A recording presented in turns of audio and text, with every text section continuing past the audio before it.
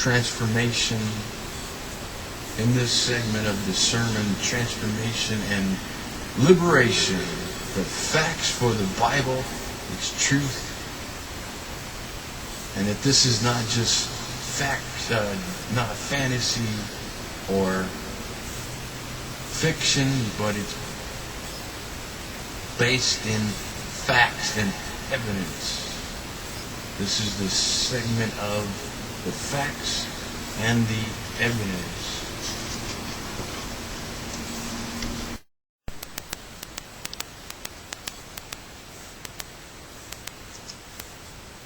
Does the fine-tuning of the universe point to a sovereign creator?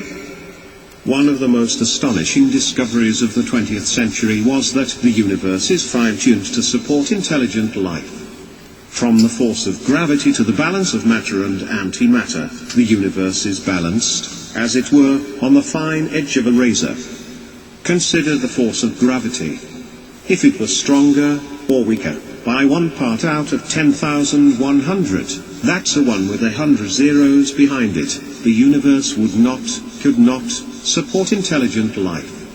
Lest we miss the gravity of gravity's fine-tuning, consider that the number of atoms in the entire known universe is only about 1,080. Furthermore, the fine-tuning of a force such as gravity could not be a function of physical law.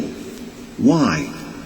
Because gravity could be stronger or weaker and still be gravity, so physical law does not dictate its precise value, but were it not fine-tuned as it is, it could not support intelligent life.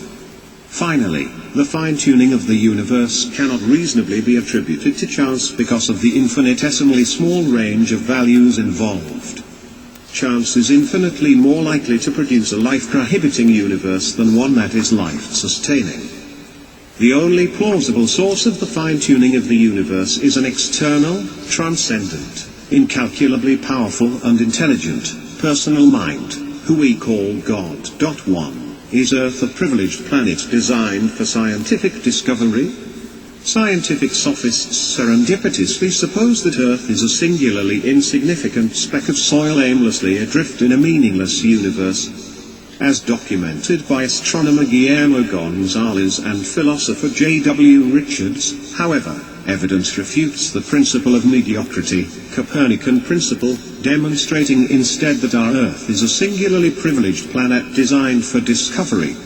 First, the unique conditions necessary to support intelligent life turn out to provide the best overall conditions for scientific discovery. Examples abound. Earth is situated between two spiral arms of a flattened spiral galaxy, the Milky Way, not too close to the core to be exposed to lethal radiation, comet collisions, or light pollution that would obscure observation of the distant universe, and not so far that a privileged planet could never form or where we would not observe different kinds of nearby stars. The atmosphere of our privileged planet is both oxygen-rich for survival and transparent for discovery. The Moon is the perfect size and distance from Earth to stabilize rotation and to facilitate human habitability. Not only so, the Moon and Sun's relative sizes and distances from Earth provide perfect solar eclipses, which played a vital role in the development of modern science. For example, determination of the nature of stars and confirmation of Einstein's general theory of relativity. Furthermore, we live in the best overall age of the universe to do cosmology. In our time, the cosmic background radiation left over from the Big Bang is readily observable, but it won't always be. This radiation confirms that the universe is not eternal but began in the finite past. Moreover, most of the astrophysical phenomena astronomers rely on to measure the universe were not observable earlier in the universe's development, and they will eventually fade, for example, cosmic background radiation, but neither could we have survived at earlier or later stages. Finally, the setting of our privileged planet permits a stunning diversity of measurements, from the universe at large, cosmology, to the smallest of subatomic particles, quantum physics, to the middling size of Earth and humans, geology and anthropology. From habitability to discoverability, Earth's status in the universe is surely one of privilege. To reduce this to an accident of cosmic evolution is short-sighted. To recognize it as privileged, sublime. 2. Is the fine-tuning of the universe negated by the notion of multiverse? The theoretical physicist Stephen Hawking is infamous for supposing that the existence of a vast number of universes, multiverse, negates the fine-tuning of the universe. In other words, given a sufficient number of random universes, one of them is bound to have the necessary conditions to support not only intelligent life but the proposition that blind chance can account for fine-tuning. In reality, the multiverse proposition is an utterly desperate attempt to account for an unfathomably fine-tuned universe. First, we should note that there is not a shred of empirical evidence to support the existence of a physical universe other than our own, much less a virtually infinite number of such universes. Hawking's hope, and the hope of multitudes who share such fanatical presuppositions, is based on theological and theoretical pining, rather than scientific discovery. Furthermore, in addition to undermining science, the multiverse hypothesis throws plain old common sense under the bus. Imagine trying to convict a murderer in a multiverse in which empirical evidence has been sacrificed on the altar of philosophically improbable propositions. In such a multiverse, stories of revolvers materializing out of thin air might well be as credible as eyewitness testimony. Finally, eminent theoretical physicist, and Hawking colleague, Roger Penrose, though himself agnostic, has rightly concluded that the multiple universe hypothesis is both impotent and misconceived. The Big Bang turns out to be an event of almost infinitesimal probability, and the probabilistic resources provided by a multiverse turn out to be insufficiently rich. As such, the most plausible explanation for the fine-tuning of our universe is yet, in the beginning, God created the heavens and the earth. 3. Can the Big Bang be harmonized with Genesis? 4.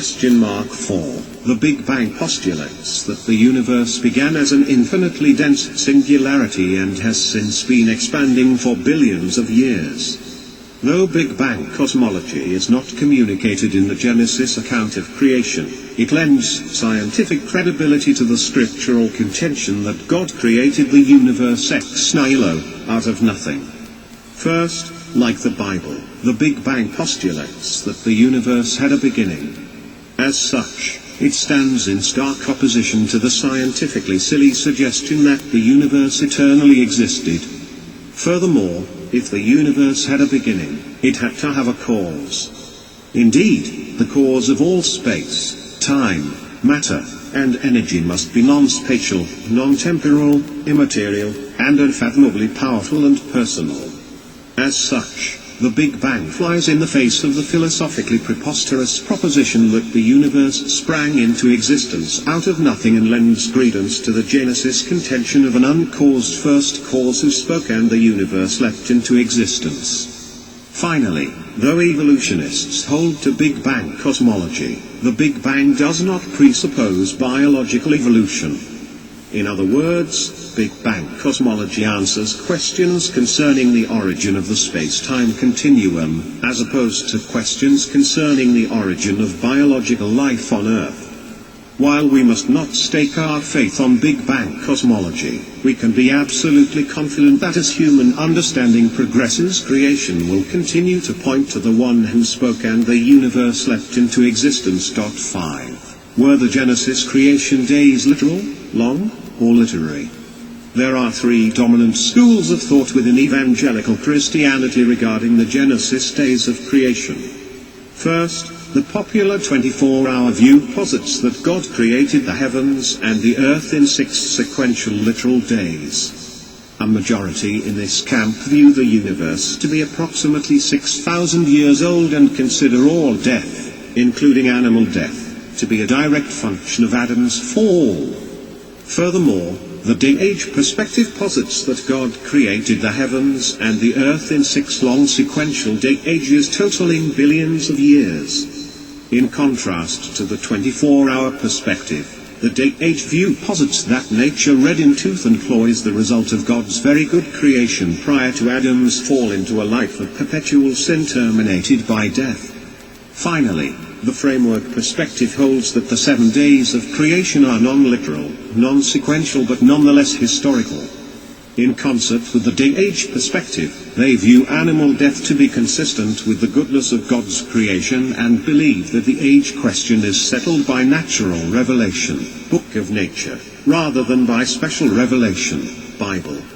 In my view, the literary framework interpretation most closely corresponds to reality, though I cannot abide animal death prior to the fall as consistent with a very good creation. See discussion below under Is animal suffering a consequence of Adam's sin? 6. When was the universe created? Based on the speed of light, 186,000 miles per second, astronomers have determined that the observable universe with its 100 billion galaxies, each containing 100 billion stars, is at least 15 billion light-years in diameter.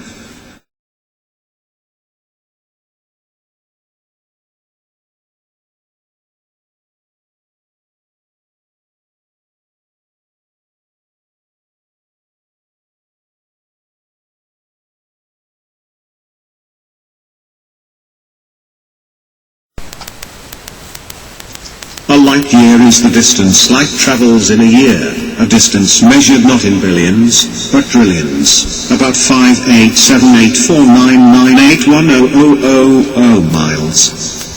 Furthermore, the age of the universe is measured in billions of years due to what is popularly referred to as the redshift of the galaxies, the reddish light marking motion away from the Earth, much like the audible pitch of a train shifting as it moves off into the distance. The redshift marking galaxies moving apart at the speed of light allows astronomers to extrapolate backwards billions of years to a point at which the stretching of space began. Finally, science points to realities such as background radiation, radioactive decay, entropy, star ages, and white dwarf stars as proof positive that the universe is billions of years old. For example, a star becomes a white dwarf, essentially a dead star, only after billions of years of nuclear fusion and subsequent cooling. These multiple independent empirical means all converge on a limited range of dates for the origin of the universe between 10 and 20 billion years ago. The finite nature of the universe, a universe measured only in billions of years, not infinite time, is insufficient for the evolution of a protein molecule, much less a living cell. What is the Cambrian explosion? The Cambrian explosion is biology's version of the Big Bang. Just as cosmology's Big Bang undid the dogma of an eternal universe, biology's Big Bang uprooted Darwin's tree of life. First, were all of geological history compressed into a 24-hour clock. Most of the distinct animal forms the world has ever known would appear suddenly within a 2-minute time span at around the 21st hour. The abrupt and simultaneous appearance of this panoply of complex body plans signals an infusion of a vast amount of information, which can only rightly be attributed to an intelligent designer. Furthermore, Darwin theorized that every organism evolved from a common ancestor as a result of natural selection acting on random variations. The Cambrian explosion points in precisely the opposite direction. Darwin said it best, the distinctiveness of specific forms, and their not being blended together by innumerable transitional links, is a very obvious difficulty. Finally, while Darwin predicted hundreds of thousands of transitional forms leading to the fossils of the Cambrian explosion, in actuality none appear. And since Darwin, the problem has only gotten worse. The fossil record has greatly expanded. Yet all known animal body plans appear in the form they possess today. In the words of Rudolf Rath, distinguished evolutionary biologist, all of the known animal body plans seem to have appeared in the Cambrian radiation. Darwin's candor is to be commended.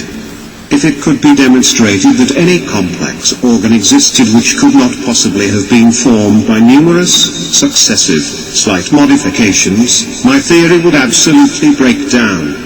This is precisely what has happened. 7. Is animal suffering a consequence of Adam's sin? I cannot persuade myself, wrote Darwin, that a beneficent and omnipotent God would have designedly created the Ike monady, parasitic wasps, with the express intention of their feeding within the living body.